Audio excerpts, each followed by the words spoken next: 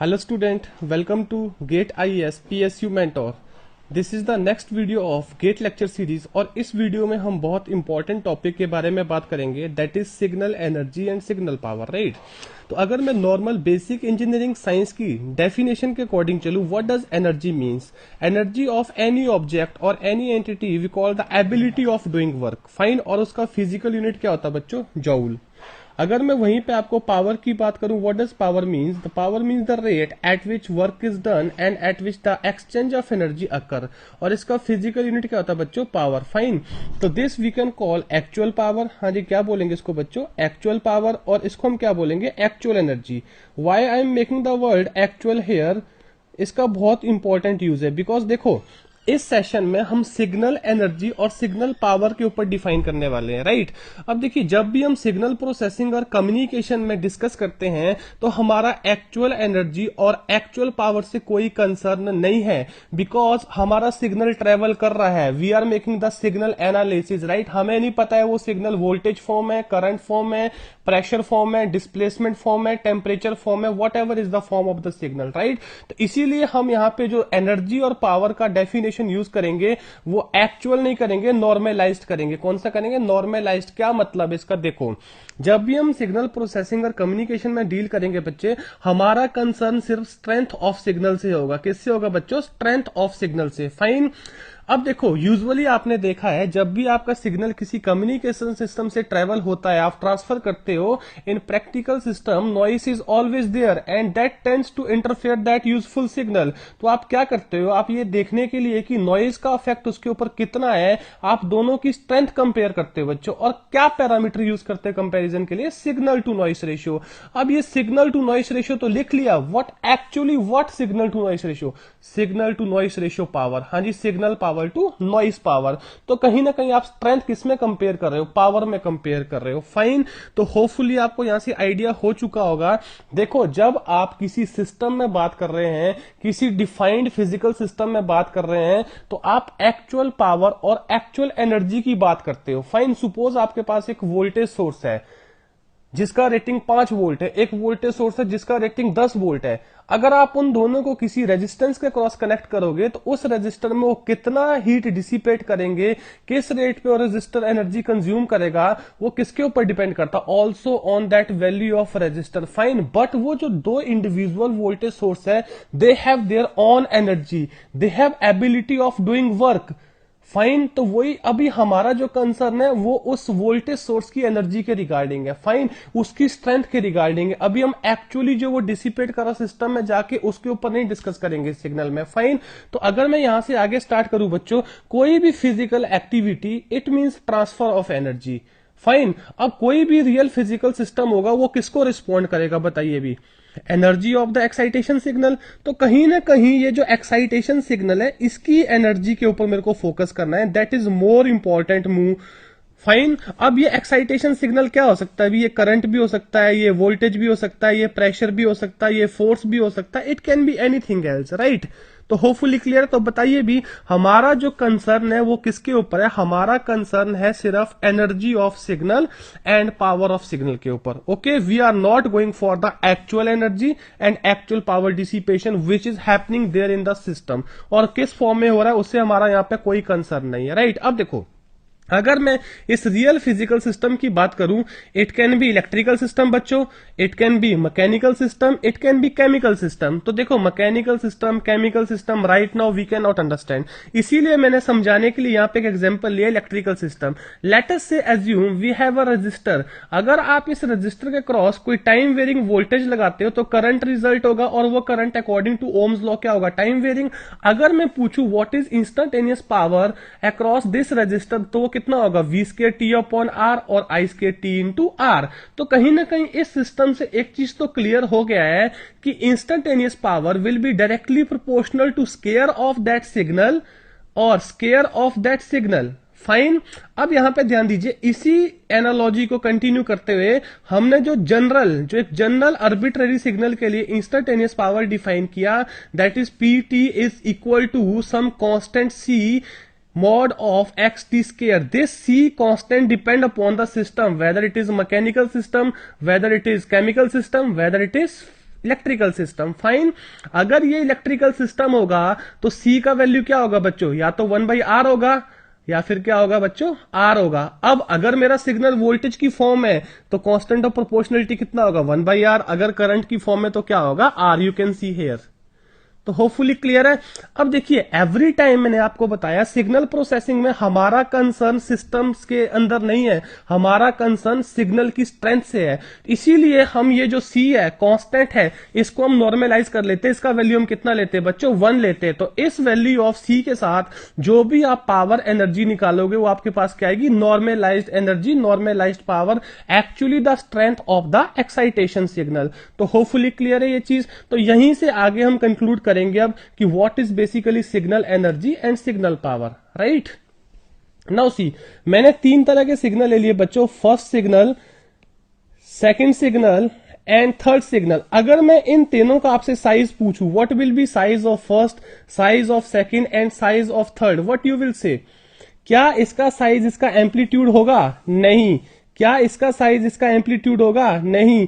इसका एम्पलीट्यूड होगा, नहीं। तो ध्यान रखना बच्चों, जब हम साइज की बात करते हो हमारा कंसर्न सिर्फ एम्पलीट्यूड से नहीं है। जब हम साइज की बात करते हैं we take the all factor into consideration. All factor मतलब इसकी ड्यूरेशन भी रोल प्ले करेगी और इसका एम्पलीट्यूड भी रोल प्ले करेगा। फाइन, तो किसी भी सिग्नल का जो साइज होता है वो किसको रिप्रेजेंट करता है, उसकी स्ट्रेंथ को और उसकी लार्जनेस को।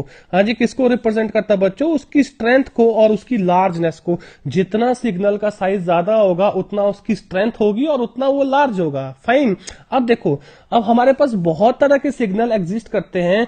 क्या हम हर एक सिग्नल का साइज निकाल सकते हैं, और निकाल सकते हैं तो किस पैरामीटर की तरह में साइज डिफाइन करेंगे। जैसे आप किसी भी क्वांटिटी को डिफाइन करते हैं, उसको डिफाइन करने के लिए उसके साथ कोई एक फिजिकल यूनिट होता है, इतने यूनिट।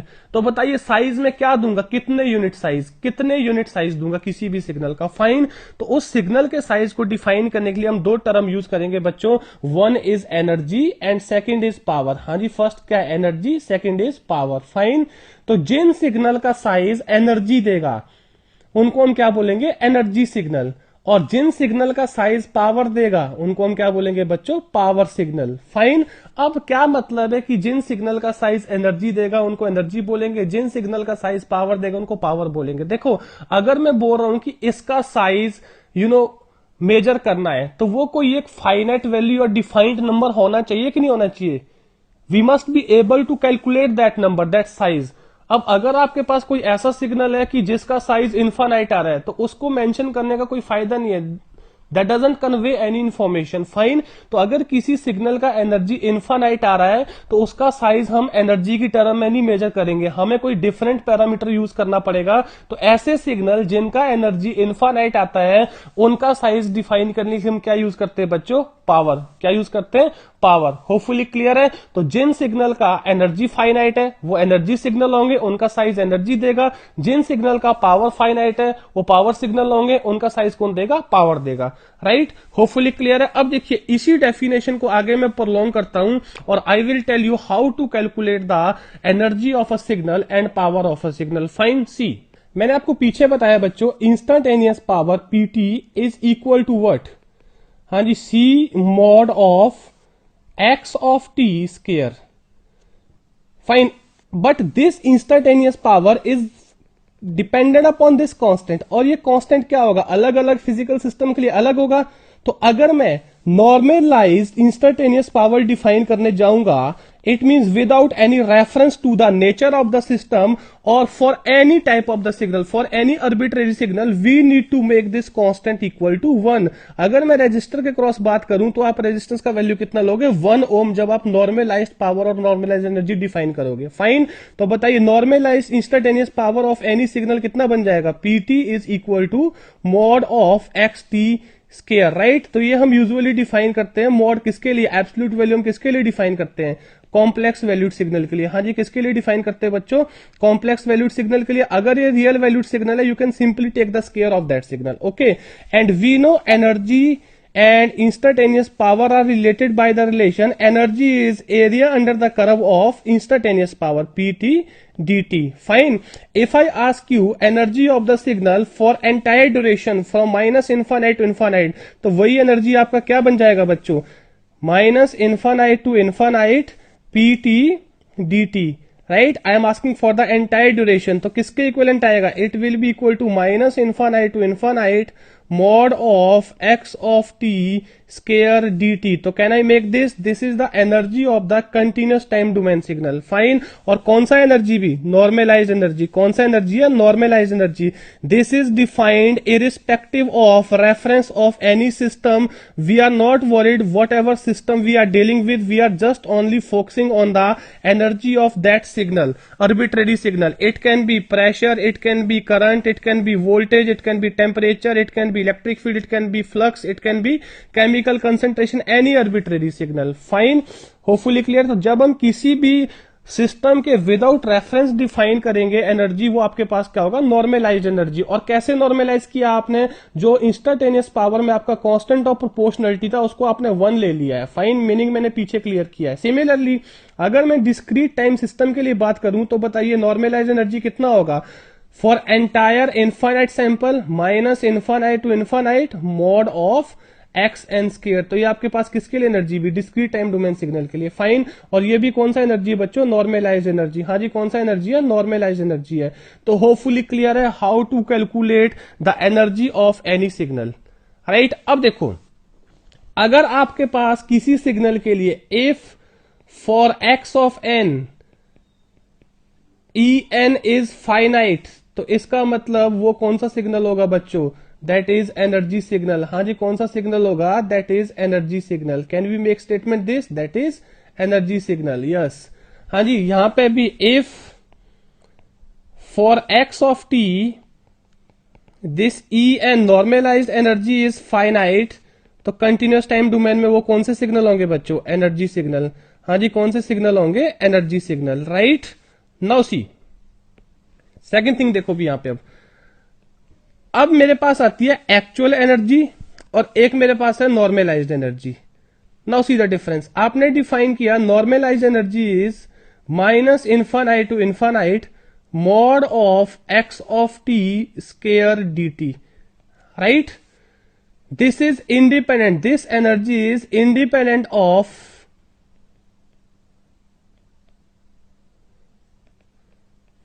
सिस्टम नेचर और this is defined without reference to load. हाँ जी, without reference to load, this is signal energy, fine. अगर मैं एक्चुअल एनर्जी की बात करूं, हाँ जी, मैं एक रेजिस्टिव लोड ले लेता हूं भी। अब मैं किस में बात कर रहा हूं बताओ, किसी इलेक्ट्रिकल सिस्टम में बात कर रहा हूं, तो ये रेजिस्टेंस आर है और this is current I T and this is voltage plus minus V T.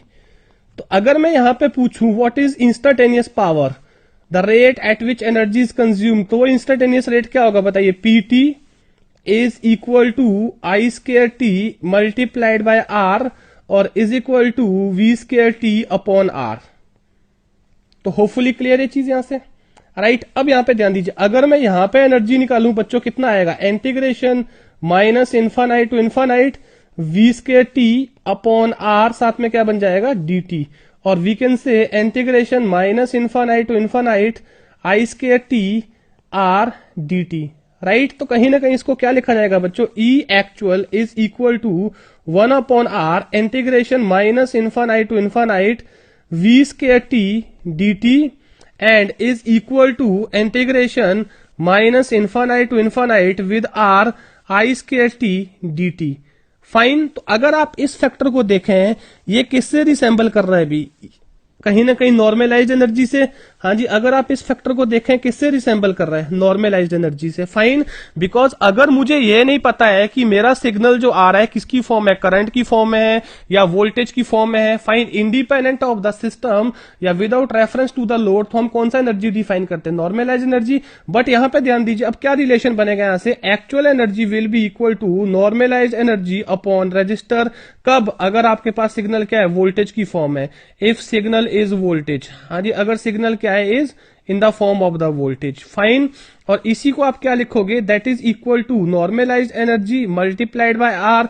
कब, अगर आपके पास सिग्नल क्या है, if signal is in the form of what, current, if is current.